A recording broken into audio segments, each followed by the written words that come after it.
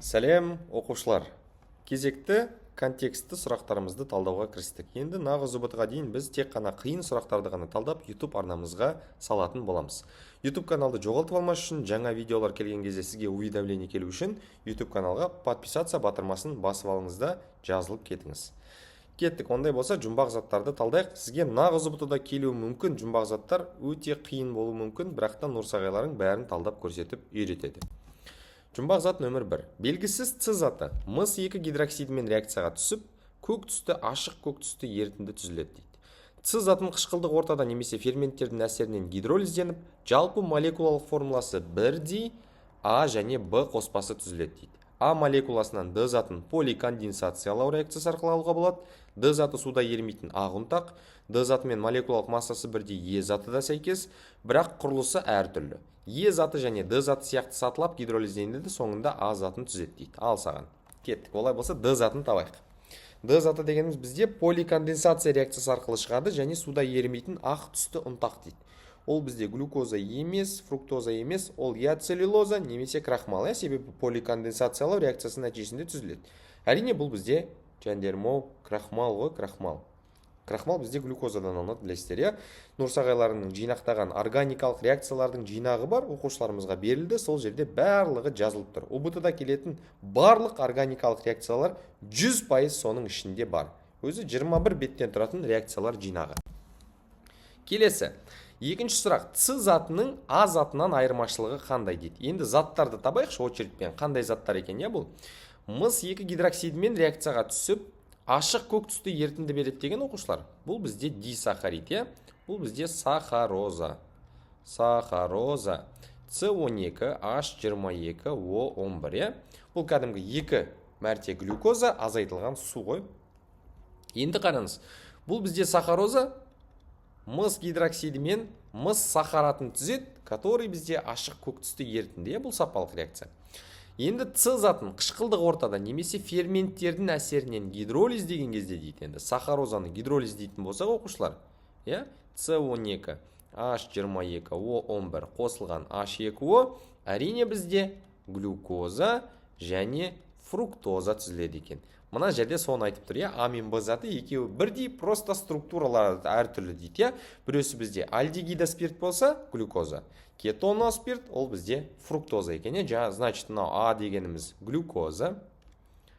Глюкоза. Б дегеніміз ол фруктоза екен. Бұл кетоноспирт. Екеуінің айырмашылығы негізінде осы. Біреусі альдегид, екіншісі кетон. Енді кеттік ары қарай. А затының молекуласын поликонденсациялау арқылы, А заты дегеніміз глюкозаны поликонденсациялау арқылы біз крахмал молекуласын ала аламыз екен. Осындай бір реакция жүреді оқушылар. Енді крахмалмен бірдей бізде тура сондай целлюлоза бар. Өзі бізде полисахаридтер екі ақыштық. Біреу крахмал, екіншісі целлюлоза. Айырмашылығы неде? Екеуінің біреусі гидролиз болған кезде крахмалдан альфа-глюкоза түзілсе, целлюлозадан бета-глюкоза түзіледі. Бұлар еще сатылап гидролизденеді.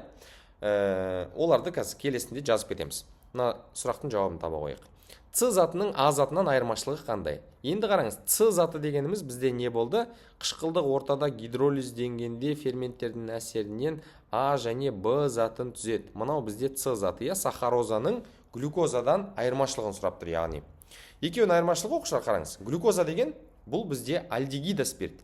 Яғни оның альдегидтік қасиеттері болған үшін ішінде ол күміс айна реакциясына түседі. Күміс айна реакциясы таңдамайды, ол моносахаридсің ба, дисахаридсің ба. Альдегидтік топ бар ма? Бітті. Сонымен реакцияға түсе береді. Ал сахарозада альдегидтік топ жоқ. Яғни ол күміс айна реакциясына түспейді. Сол бізде ерекшелік ретінде жазылып тұр. Негізінде сапалық реакциялардың жинағында COH деген топ ода жоқ екен. Келесі Д затының физикалық қасиеті қандай? Д заты дегеніміз біз жаңа ғана айтып кеткен болатынбыз, ол бізде крахмал молекуласы. Енді мұн жерде түссіз тәтті дәмі бар, түссіз емес ол. Суда ерімейтін ақ түсті ұнтақ. Мін жазылып тұр екен ғой. Сұрақтың өзінде жазылып тұр. Суда ерімейтін ақ түсті ұнтақ деп тұр. Сұрақ нөмір 4. 8,1 грамм Е затын күкірт қышқылы қатысында азот қышқылымен әрекеттескенде түзілген тринитрат. Яғни Е заты дегеніміз Д затымен бірдей структурасы бар, яғни крахмалмен бірдей деген бұл бізде әрине целлюлоза. Міне С6H10O5. Мыналарды жаттай алмай жүрген оқушыларым бар ма? Жәндерім, бұл дегеніміз просто кәдімгі глюкозадан суды азайтып тастайсың ғой. С6H12O6-дан минус H2O. Яғни 2 сутек және 1 оттекті азайтып тастайсың. Ал енді мынау қалай қосылады? Бұл бізде HO және NO2 деп бөлінетін еді. Естеріңізде болса айтқан болатынбыз. Любой органикалық реакцияда су шығып кетуге тырысады. Су қайдан шығады? Мына гидроксотоптан мына сутектермен қосылады. Қанша сутекпен қосылады? 3 сутекпен қосылады екен. Яғни С6H7, потому что оннан 3 сутек кетті. O5 өзгеріссіз оттек. Және 3 штук NO2 барып қосылды. Неге? Потому что оның жанында тұрған 3 гидроксотоп, міне 3 NO2 мен 3 гидроксотоп бар еді. 3 молекула су болып шығып кеткен еді. Енді реакция жазылды. Е заты дегеніміз мынау 8-1 грамм, астында малярлық массасы 162, крахмал мен целлюлоза бірдей жатталып қалыпты. Мынаның массасын табамыз, астында малярлық массасын жазамыз. Калькулятормен есептеп жүрейік. 3 нитроцеллюлозаның малярлық массасы қандай? 72, 7, 5 дегеніміз 80 және 46-дан 3-еу, 297 грамм бөлінген мол. Әрине пропорция. Пропорция деген ең жақсы көретін моментім ше, осы есеп шығарған кезде. Фык-фык етіп шыға келеді ғой. 14-та 85 грамм. Жауабымыз Б вариант. Сұрақ нөмір 5. Құрамында 70% Д заты бар. 1 килограмм жүгеріден алуға болатын спирттің массасы. Енді қараңыз, Д заты деген бізде крахмал еді. Крахмалдан ең алдымен бізде глюкоза. Глюкозадан кейін спирт дегеніміз былай шығатын еді. Міне спирттік ашу. Яғни теңестірген кезде біз бір реакция ретінде теңестіретін болсақ, 1-1-2 болады. Енді мынаны пропорция жасай саламыз ғой оқушылар. Мынаның массасын сұрап тұр, астында коэффициент плюс малярлық масса, точнее көбейту. Енді мынаның малярлық массасы 162, 1 килограммның 70% ғана таза крахмал. Яғни 700 грамм. Жазып қоямыз. 700 и пропорция. Яғни 700 көбейтілген, 2 көбейтілген 46 бөлінген 162. 397,5 грамм екен. 398. Жәндерім-ау, күнделікті осындай 2 жұмбақ есептен талдап салып отыруға тырысамын. Жарай ма? Инстаграм парақшаға тіркелуді ұмытпаңдар. Апталық нұсқа талдауларды сол жерде айтатын боламын. Енді қараңыздаршы, соңғы бір айда дайындықты қалай жасау керек? Бәрін қобалдып жүрген боласыңдар, Қанша қалды нағыз ұбытыға?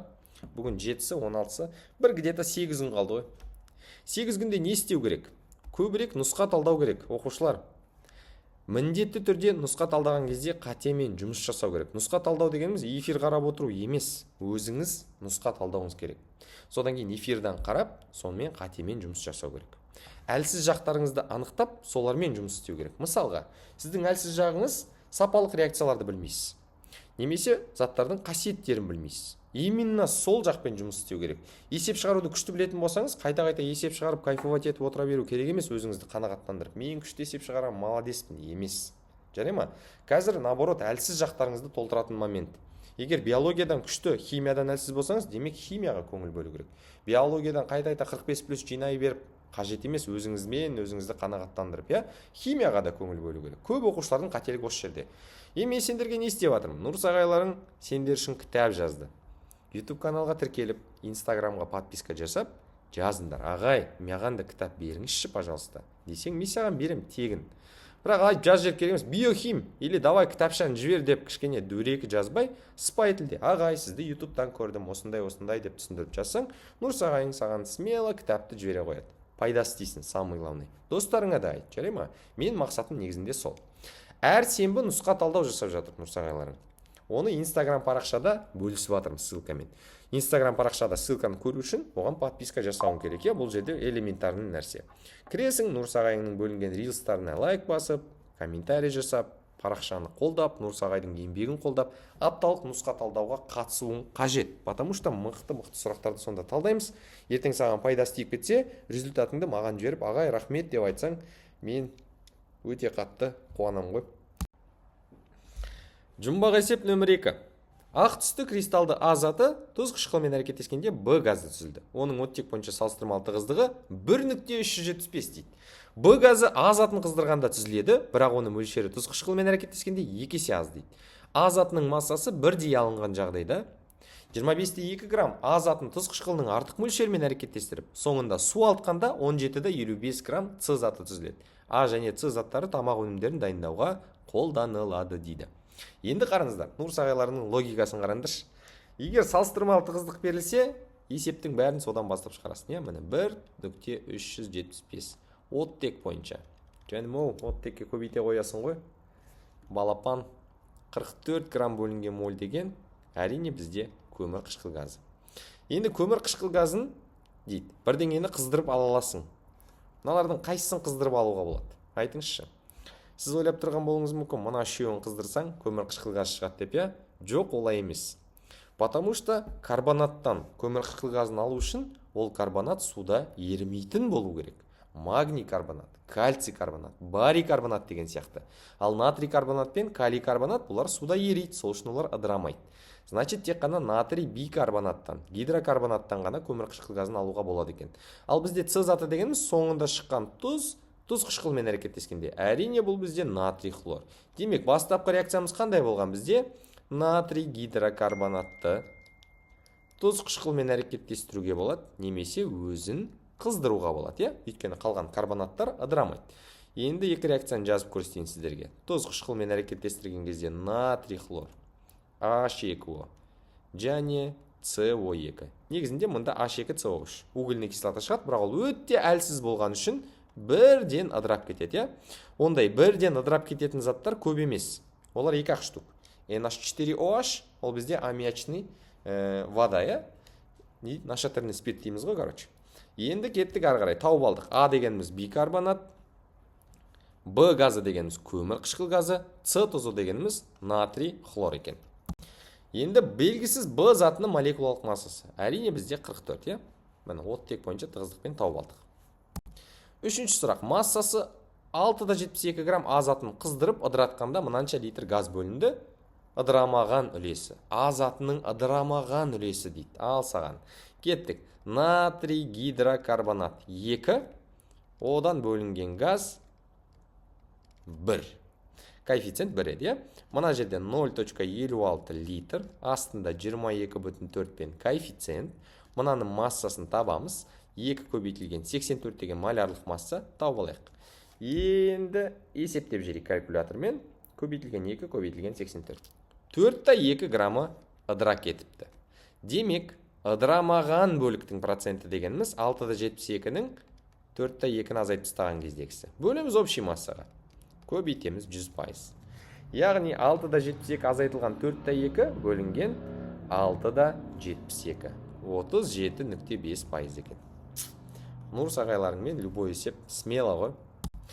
Төртінші сұрағы. С затының ерітіндісін электролиз дегенде катодта түзілетін зат қайсысы? Енді электролиз деген саған стабильно ОБТ-да келеді. Оның барлығын Нур сағайын кітапқа жинап қойды реакцияларды, алсаң болады жазып. Катодқа қараймыз. Белсенді металл, демек катодта сутекті қыстырады. Анодқа қараймыз. Оттегісі жоқ, немесе фтор емес. Демек ол өзі шығады екен анодта. Ерітіндіде не қалды? Сутек судан келді, және гидроксотоптар жүр. Натрий хлордан хлор шығып кетті, натрий плюстар қалды. Гидроксотоп пен натрий OH қосылды да, натрий OH боп шыға келді, я? Катодта не түзілді? Сутек газы түзіледі екен. Соңғы 5-ші сұрағы. Массасы 15-12 грамм А затын толықтай қыздырып ыдыратқанда газды сіңіріп алу үшін натрий гидроксиді жұмсалды. Реакциядан кейінгі тұздың массасы қандай дейді? Енді қараңыздар. Реакциядан кейінгі тұздың массасы дегеніміз, яғни А затының қанша граммы қалып қалды деп сұрап тұрған сияқты. Мен қазір калькулятормен тез есептеп жіберейін. Бөлінген 4, бөлінген 2, көбейтілген 2, көбейтілген 84. 15-12. Толық реакцияға кірген сияқты болып көрініп тұрмаған, я? Реакцияны жазып алайық. Міне А заты натрий гидрокарбонаттан бізде CO2 шықты. Мұнда 1. Сосын бұған аламызда біз натрий OH-ты қосамыз. Сол кезде бізде шығады екен толықтай сіңіріп алу үшін деп жазылып тұр, я? Сіңіріп алу үшін натрий 2 CO3 қосылған H2O. яғни мынандай.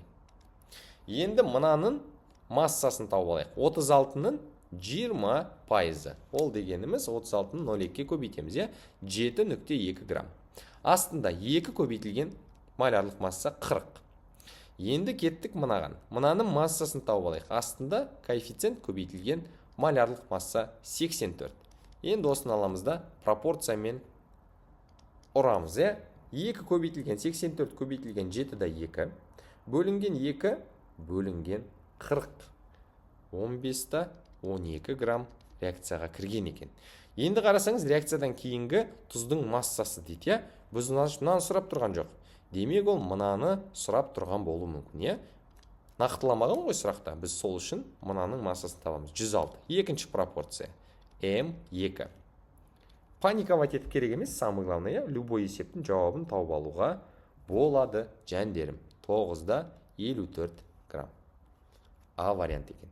Яғни, ОБТ-дағы кейбір сұрақтар сізге түсініксіздеу болуы мүмкін, немесе тестті құрастырған тестолог нақты не айтқысы келгенін до конца түсіндіре алмай қалған болуы мүмкін. Бірақ ол сізге есепті шығару үшін ешқандай кедергі емес. Лишнего жаловаться етіп жылай бермей, әртүрлі способтармен есепті шығаруға болады, жәндерім ол. Окей? Сендермен болған Нұрсағай, егер нұсқа талдау ұнаған болса, комментарийға жазыңдар, тағы да осындай қысқа видеолардан шығарып отырамыз.